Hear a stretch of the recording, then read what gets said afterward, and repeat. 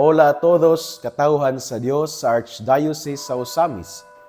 Sa ngalan sa atong kalahuron nga Arsobispo, si Archbishop Martin Sarmiento Humuadidi, ug sa kahugpungan sa tibuok kaparian dinhi sa lokal nga simbahan sa Osamis, kini nausab si Reverend Father Eman Pudyutan ang maghatod kaninyo sa atong mga pagpamalandong bahin sa Ebanghelyo karong adlaw.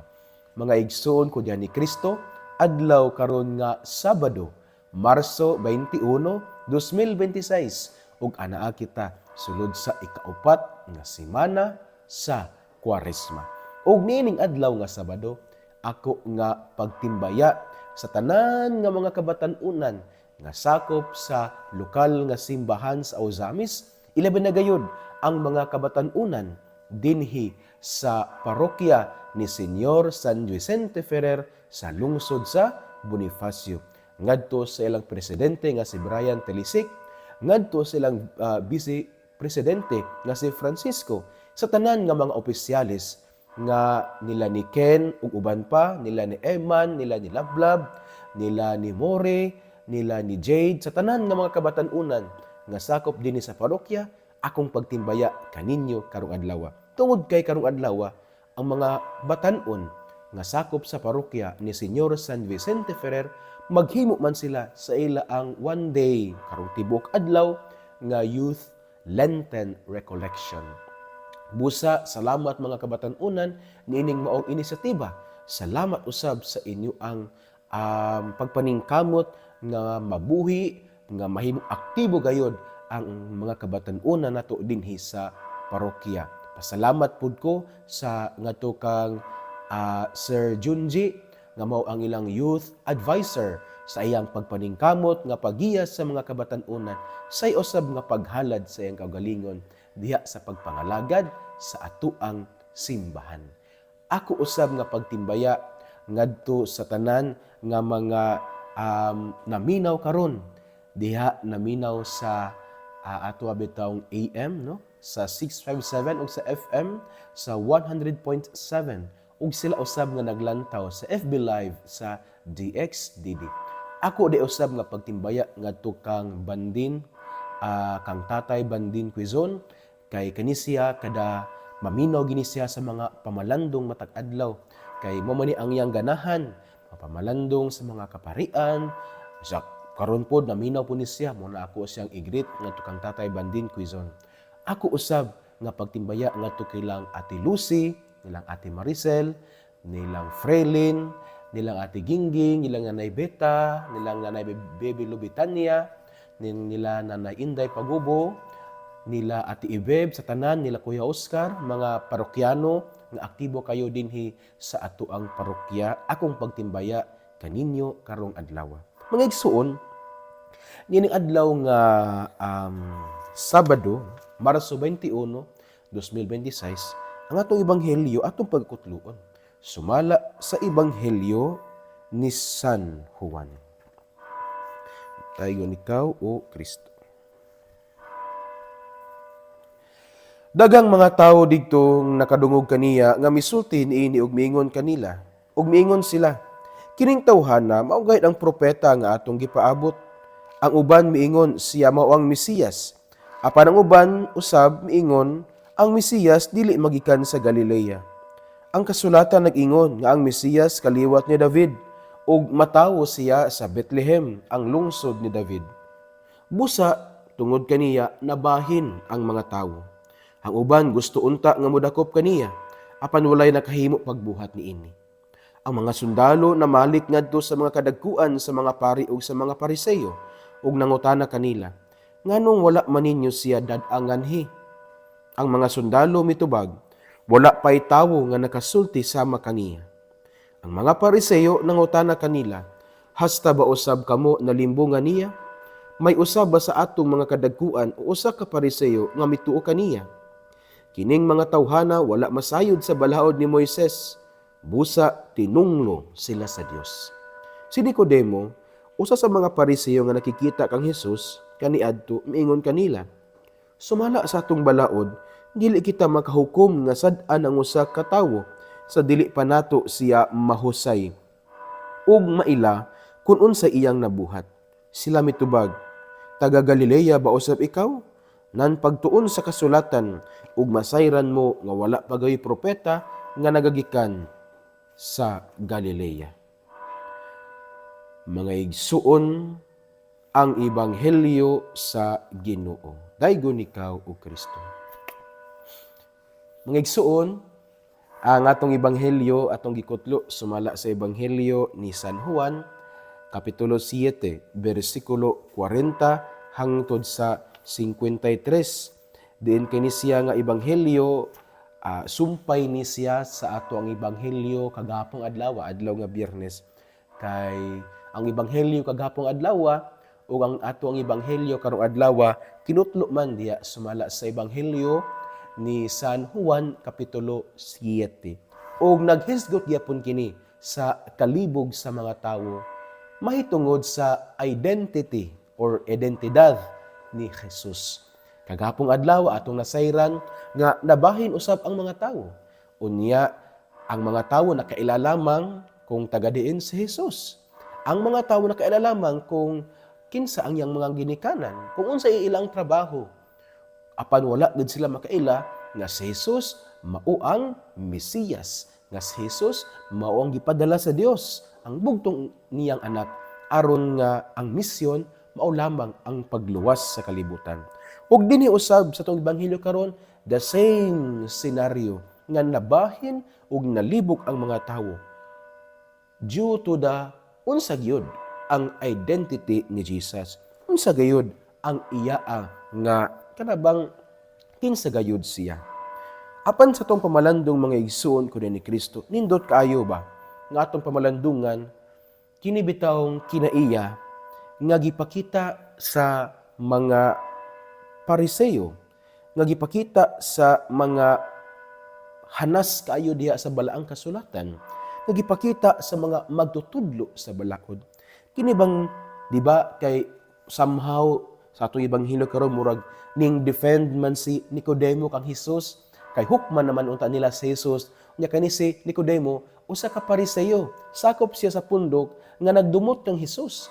Apan tungod kay si Nicodemo na may instances, na may circumstances nga nakikita siya kang Hesus, busa mingon si Nicodemo in front of his companions, ingon si Nicodemo nga, according sa tong balaod, bawal beta maghukom sa tawo nga wala pa nato nadungog ang iyaang side. Apan unsa gitubag sa mga Pariseo? Ingon ang Pariseo nga, pagtuon sa kasulatan, wala gyud propeta nga magagikan sa Galilea. Kani siya nga kinaiya bitaw mga igsoon ayo nga ato ang pamalandungan diya sa atong kinabuhi. Kay kini bitaw mga Pariseo, gumikan bitaw silang kahambog nga sayod sila sa tanan, naa sila niining kinaiya nga kana bitawng mu-look down bitaw, kinaiya bitaw nga makaminos, kinaiya nga mu-look down sa kahimtang sa uban, mu-look down sila tungod kay ingon pa nila nga wa gyud propeta nga magagikan sa Galilea. Kung naa man gani propeta nga magagikan sa Galilea, dili si angay nga katuohan kay nganuman gikan man siya sa Galilea. In other words, mga igsuon, nakaminos ang mga Pariseo. Ning look down sila nga sa kang Hesus. Kay siya nga gikan sa Galilea nga nagpapropeta-propeta na ay mga tao nga ning tuo kaniya nga siya propeta apan matud sa mga Pariseo wa gyoy propeta nga magagikan sa Galilea. Nakaminos ang mga Pariseo. Ning look down sila kang Hesus. Nabata nining mga kinaiya mga igsuon. Nabata ni ini nga kinaiya. Nga kusog bito kay ta makaminos sa tong isig ka tawo nga abi kaing ana na sila ato dayon i-look down. Abi kaing ana na siya ato dayong kaminusan ang ilang kinabuhi. Kana bitong kinaiya bitaw nga kana sa dili gina sa makalampos og eskwela oy. Nakapobre kayo nila. Kana sila wa gina ayo wa gani nahot sa kinabuhi. Taman ra gid sila ni ana. Nakoy na basahan bitaw sa Facebook ba. Usa ra gud siya ka picture nga naapoy gibutangan nila kanayong dialogue. Nay duha ka ay upat ka mga tawo. Unya kani isa kay mama og iyang anak, Nya the other side of pod mama og yang anak. Nya naay tawo nga nanilhig diya sa kaning sa dalan ba kay street sweeper man siya. Unya kaning usa ka parent iyang gingnan yung anak na pagtarong og eskwela aron dili kay mapareha anak. Ang usa iyang gingnan nga pagtarong og eskwela aron makatabang ka sa mga tawo nga pareha anak. So unsay kaning kalainan? Kaning usa nga nag-ingon nga nagpagtarong og eskwela, iyang gi-motivate ang iyang anak. Maayo kayo i-motivate ang anak nga magtarong og eskwela, pero wrong ang iyang reason. Ingon siya nga aron nga dili ka maparehaan ng tawhana. Ngano di ay? Unsa dinaan ang pagka-street sweeper? It is a decent job. Indot man sa nga trabaho. Unya tarong nga trabaho, dili man na daotan nga trabaho. Nakatabang pagyud sa kalimpyo diya sa komunidad. Nya kusuking makaminos. Nga nagita usay mga igsuon. Ano ba itong kani common gig kayo ni siya nga moingon nga akong papa kay farmer lang. O unsay naa di ay akong mama kay naninda lang.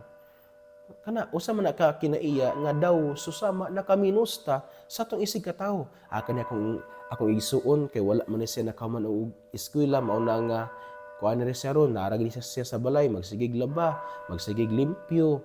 Mao ni siya, housewife ni siya lang. O ano man dayo og housewife. Ka nindot anang iya ang gibuhat niya ang iyang tahas nga manglabas sa mga sirina, magluto alang sa mga anak, manglimpyo sa mga balay, nganong ilang man. Kusog ini nato mga igsuon, kaning kinaiya nga makaminos. Kusog gid kay nato ni siya nga abi ka ing ana ang kagikan makaminos na gid ta. Di ba? Kani ako naman ni siyang naistorya sa akong mga wali po dinhi sa parokya o sa pipila po nga higayon siguro dinhi sa atong pamalandong indot kayo nga atong pamalandungan nga karong panahon mga igsuon ang mga tawo o kita mas mo respeto ta sa status sa estado kaysa sa tawo mismo. For example, usa ka ato ibutang nga ordinaryo nga tawo nga moadto moingon nga anang adlaw mo anak ko sa inyong balay. Siguro kita una siguro nga mga reaction pipila ka nato siguro mo react nga busy ko dakan kog buhaton ingani nga na or kung atong dawaton siguro little ra nga preparation, simple lang nga preparation, whereas i-compare nato kung usa ka inila sa katilingban. For example, ang kapitan moingon nga mo anak ko sa inyong balay, magkadipo-dipo siguro taog pagpangandam. Si mayor mo na sa inyong balay, makadipo-dipo taog pangandam, panghinlo sa inyong balay, pag-ilis sa mga kortina, pag-arrange sa atong mga nuog, sa pag floor wax sa salog lampaso, pahumot mas balay imo nga murag gibubo ng usa ka galon nga kana bitong soft sa personal collection, gibubo sa balay kay humot kayo intawon. Kay si mayor nagoy mo anha, si kapitan na. So, we respect the status than the person. Kaya nga naman, kay naman ta niya na nagpahipit nga kaniya nga, kaya itong makaminos ta sa ito isig ka tao.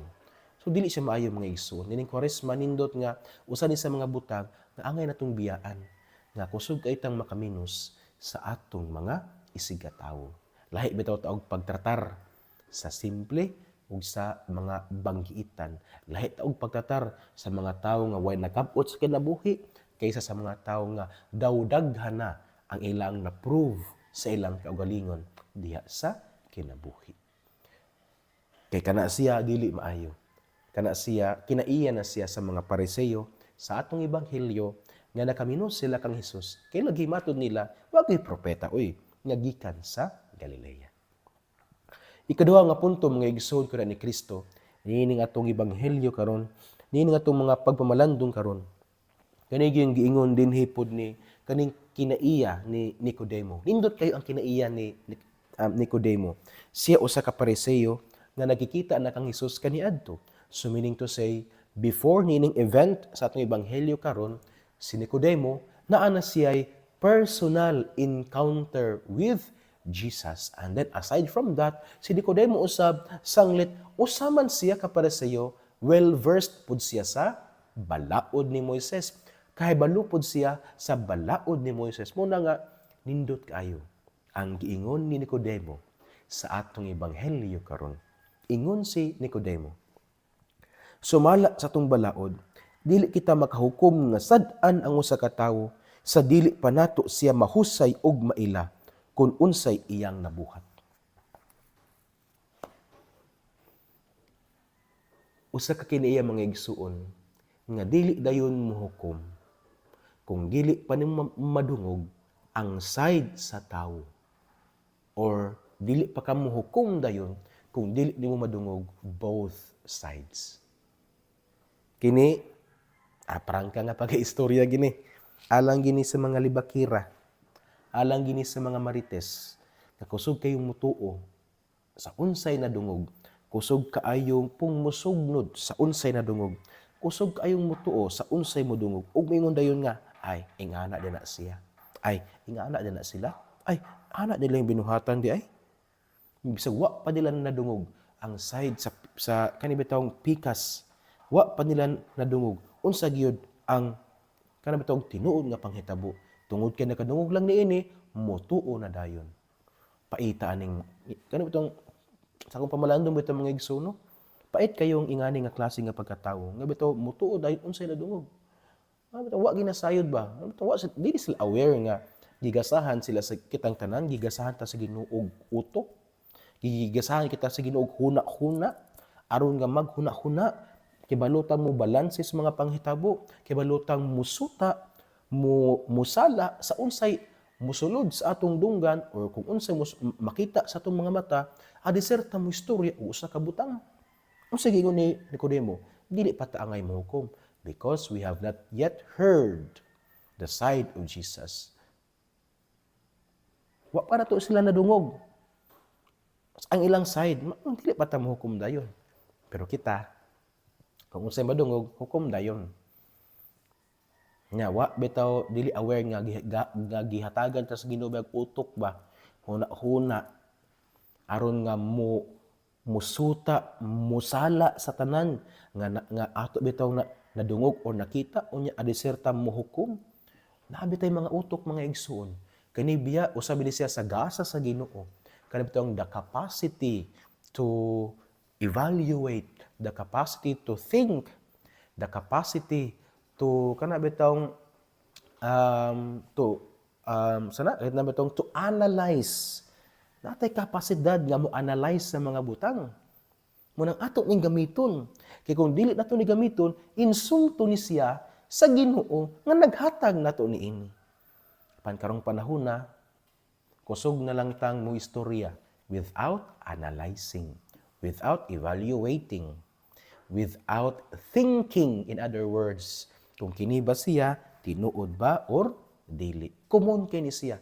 Labi na diha sa mga libakira o sa mga marites sa katilingban. Mutuo dayon. Mauni, okay, anak di ay, okay. Dili mo huna-huna, dili mo analyze, dili mo gamit sa gasa sa Ginoo. Ang gasa sa kahibalo, ang gasa sa kapasidad nga musuta kung kini ba tinuod or dili. Indot kayo ang kinaiya ni Nicodemo. Munang sa atong kinabuhi mga igsuon, atong awaton si Nicodemo. Labi na sa mga marites ug libakira, atong awaton si Nicodemo nga dili dayon mutuo sa wala pa madungog ang both sides. In other words, dili dayon mutuo sa unsay nadungog o sa unsay nakita. Dili dayon mutuo hangtod nga atong masuta gayud tanan. Mura bang naa sa korte bitaw? Tiglantaw mo anang mga movies about kadang sa mga korte ba nga nindot kaayo mga igsoon kay kana bitaw kuan gyud ba paminaw gyud ang both sides unya analyze ang mga evidences ang mga evidence analyze ang mga evidence nya sutaon unsa gid ang tinuod nya lantawon pud ang flow sa argumentation sa both sides sa evidence kay lang gi-submit nya sutaon ba asay tinuod ingana unta ta inon dugay siya. But akong pasabot is dili ta motuo dayon. Sama kang Nicodemo, ayaw sa paghukom kung wala pa nadungog ang both sides.